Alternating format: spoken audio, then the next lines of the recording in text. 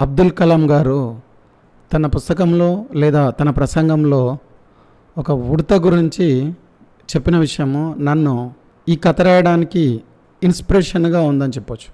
అదేంటంటే, ఒక పక్షిని పెంచాను, ఎగిరిపోయింది. ఒక ఉడతను పెంచాను, వెళ్ళిపోయింది. కానీ ఒక మొక్కను నాటాను, తిరిగి అన్నీ వచ్చాయి. ఇది నాకు చాలా బాగా నచ్చింది. ఈ కాన్సెప్ట్తోనే ఈ వీడియో చేశాను. దయచేసి చూడండి. నచ్చితే తప్పకుండా లైక్ చేయండి, షేర్ చేయండి, సపోర్ట్ కూడా. నవనం. వాసంతి అనే అమ్మాయికి పక్షులు, ఉడతలు, సీతాకోకచిలుకలు అంటే చాలా ఇష్టం. అవి ఎగిరిపోతుంటే కిటికీలోంచి చూస్తూ మురిసిపోయేది. కాని అవి తన దగ్గరికి ఎప్పుడూ వచ్చేవి కావు, దూరంగా పారిపోయేవి.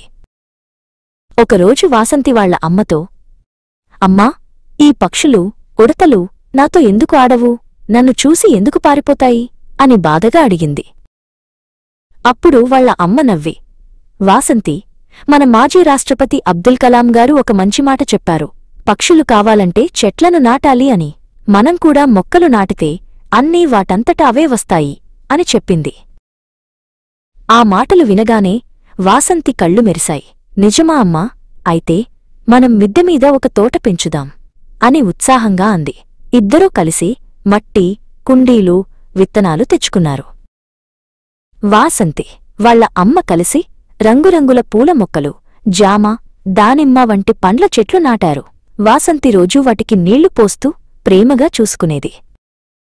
కొద్ది రోజుల్లోనే మిద్దెతోట పచ్చగా, అందంగా మారింది. గులాబీలు, మందారాలు, చామంతులు, రంగురంగుల పూలు పూశాయి. వాటి సువాసన గాలిలో తేలియాడుతోంది. ఇక చూడాలి, పూలలోని తేనె కోసం సీతాకోకచిలుకలు వచ్చాయి. పండ్లకోసం చిలుకలు, గోరింకలు వచ్చాయి. గింజల కోసం ఉడతలు పరుగులు తీస్తూ వచ్చాయి. వాసంతి ఆనందానికి అవధుల్లేవు. రోజూ తన స్నేహితులైన పక్షులతో, ఉడతలతో, సీతాకోకచిలుకలతో ఆడుకునేది. మిద్దెతోట వాసంతికి ఒక నందనవనంలా మారింది. వాసంతి సంతోషాన్ని చూసి వాళ్ళ నాన్న కూడా మురిసిపోయాడు. ఇంటి పెరట్లో ఒక పెద్ద తోటను తయారుచేసి, ఇదిగో తల్లీ, నీకోసం నా బహుమతి. ఇది నీ అసలైన నందనవనం అని వాసంతికి బహుమతిగా ఇచ్చాడు.